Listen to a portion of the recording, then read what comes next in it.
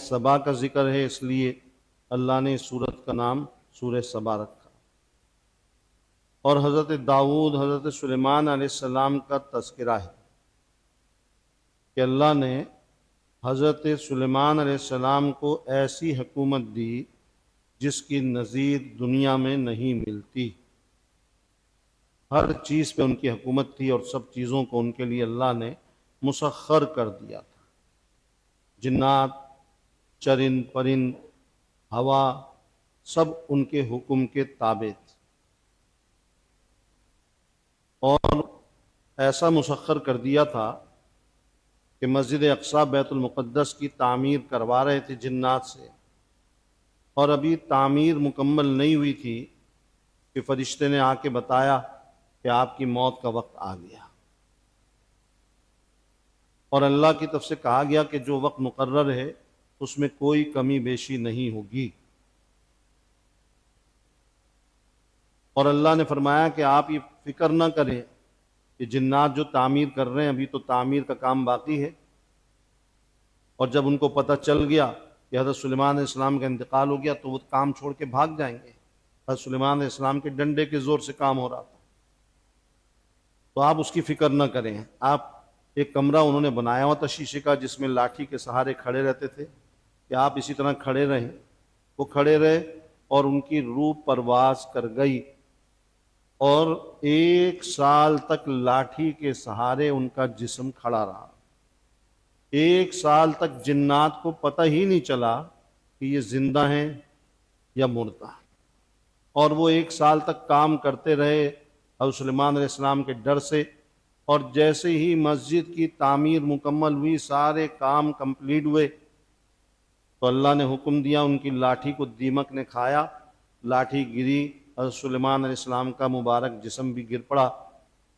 اس وقت جنات کو پتہ چلا کہ اوہو، یہ تو بہت پہلے انتقال کر چکے تھے، ہمیں پتہ ہی نہیں چلا، ہمیں پتہ ہوتا تو ہم اس مشقت کا اور تکلیف کا شکار نہیں ہوتے۔ خیر، بہرحال یہ تو قصہ تھا۔ اصل بات یہ بتانی ہے کہ جب کسی کی موت کا وقت آ جائے تو چاہے وہ پیغمبر ہو، نبی ہو، اللہ تعالیٰ مہلت کسی کو نہیں دیتے۔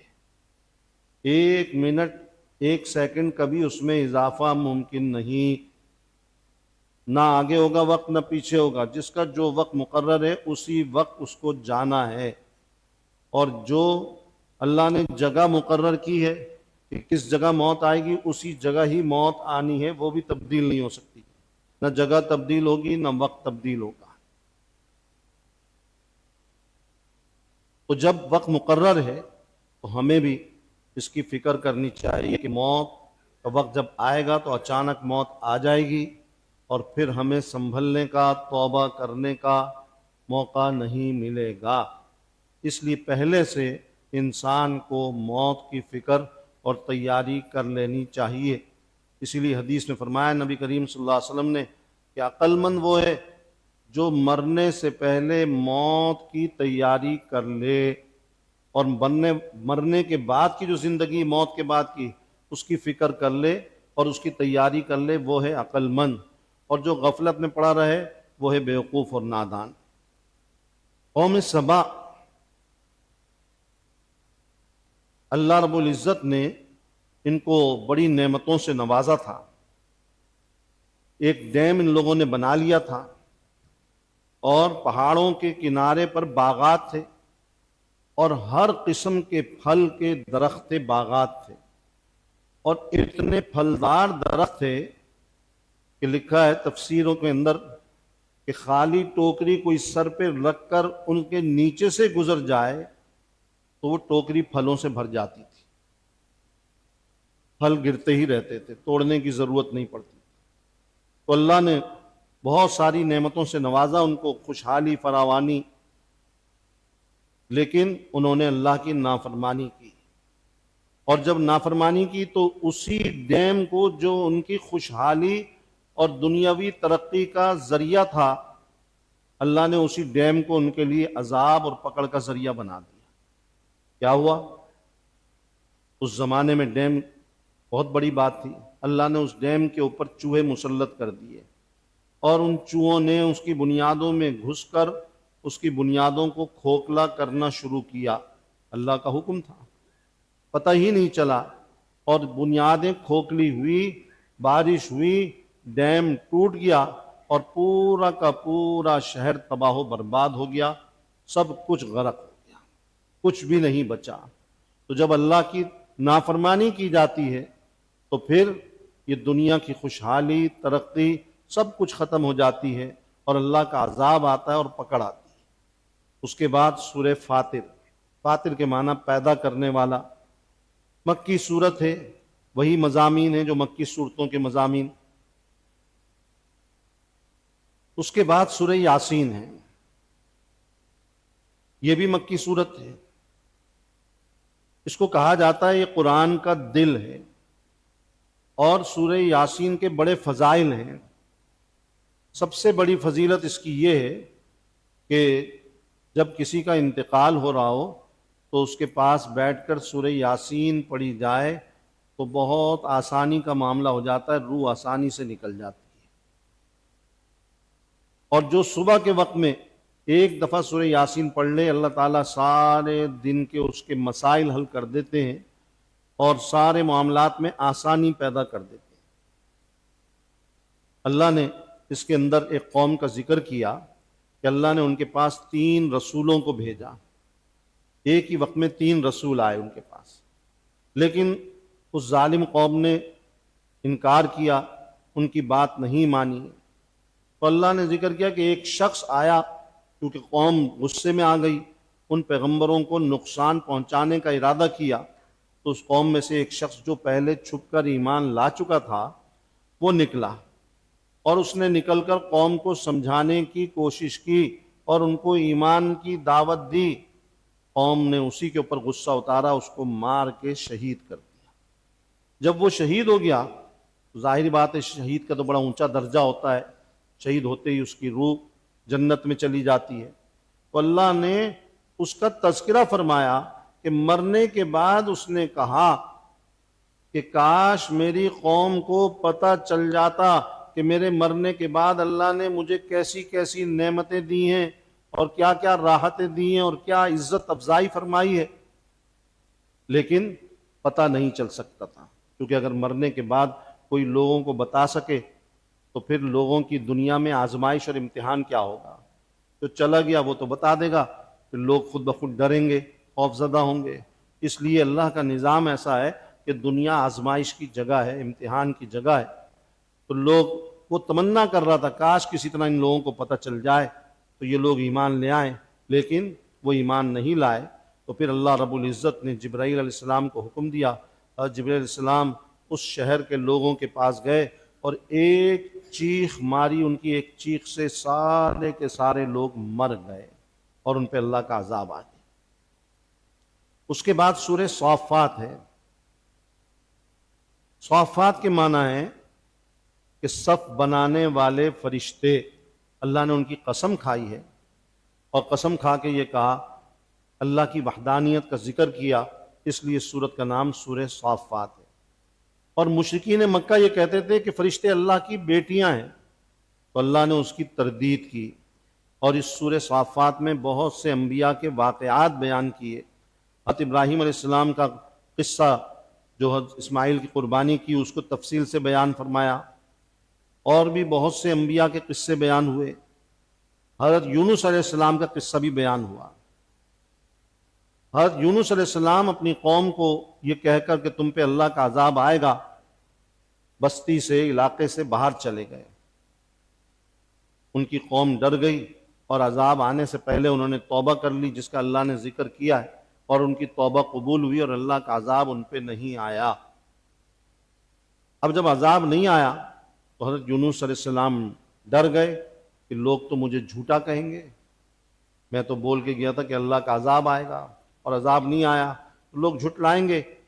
تو وہ بڑے لوگوں کے اس ڈر اور خوف سے اللہ کے حکم کے بغیر بستی سے باہر نکل کر سمندر کی طرف چلے گئے، وہاں ایک کشتی میں بیٹھ گئے۔ لیکن چونکہ اللہ کی انبیاء کا معاملہ اللہ کے ساتھ بڑا جدا ہے، بہت ہی قریبی تعلق اللہ کا انبیاء سے ہوتا ہے، اس لیے ان کا ہر کام اللہ کے اشارے کے ساتھ ہوتا ہے، اللہ کی اجازت سے۔ کہیں جانا آنا بولنا ہر کام اللہ کی اجازت سے ہوتا ہے۔ تو وہ بغیر اجازت کے چلے گئے تھے، تو یہ کام اللہ کو پسند نہیں تھا، گناہ نہیں تھا، لیکن اللہ کی مرضی اور منشا کے خلاف تھا۔ اس لیے اللہ نے ان کے اوپر ایک آزمائش ڈال دی۔ کشتی میں جب بیٹھے تو کشتی ڈوبنے لگی۔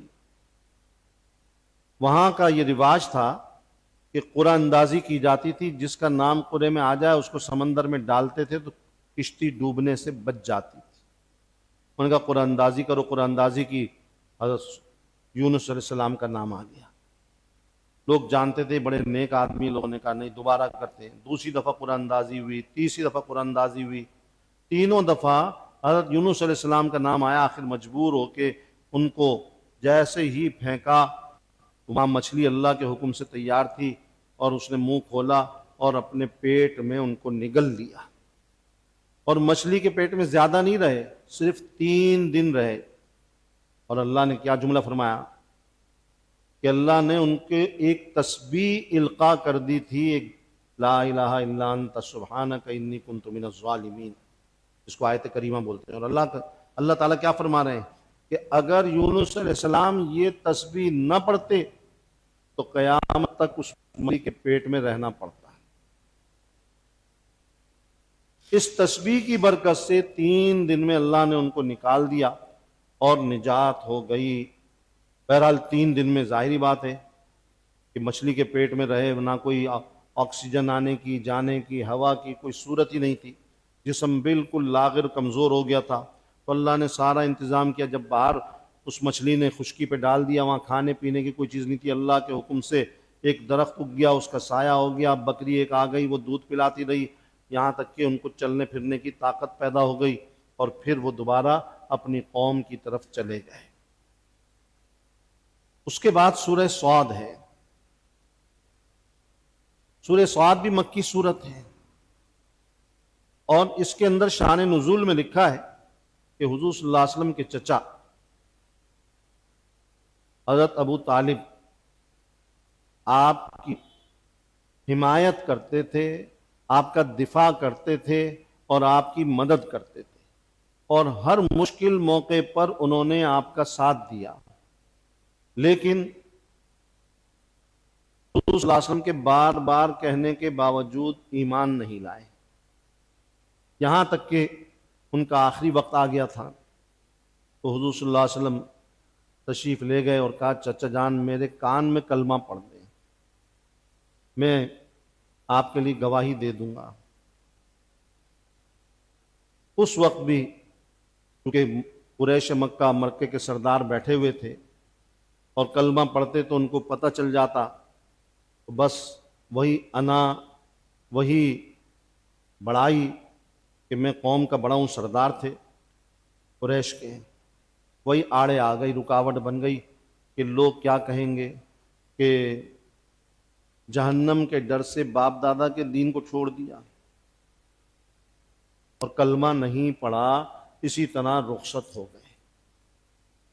اس پہ حضور صلی اللہ علیہ وسلم کو بہت غم ہوا تھا، بڑا صدمہ ہوا تھا۔ تو اللہ رب العزت نے اس صورت میں نہیں، ایک دوسری صورت میں اس پہ آیت نازل کی اور یہ فرمایا تھا کہ آپ پریشان نہ ہوں، ہدایت اللہ کے ہاتھ میں ہے، وہ جس کو چاہتا ہے ہدایت دیتا ہے، پیغمبر جس کو چاہے ہدایت نہیں دے سکتا۔ مقلب القلوب وہ ہے، دل اس کے ہاتھوں میں ہے۔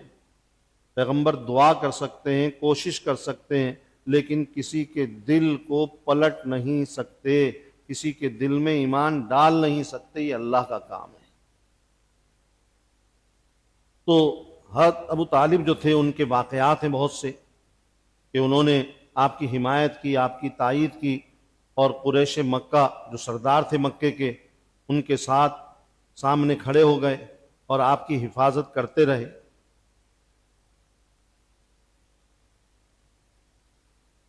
اس کے اندر اللہ رب العزت نے حضرت سلیمان علیہ السلام کے واقعات کا بھی ذکر کیا، کچھ حضرت ایوب علیہ السلام کا بھی ذکر کیا، اور بھی پیغمبروں کا ذکر ہے۔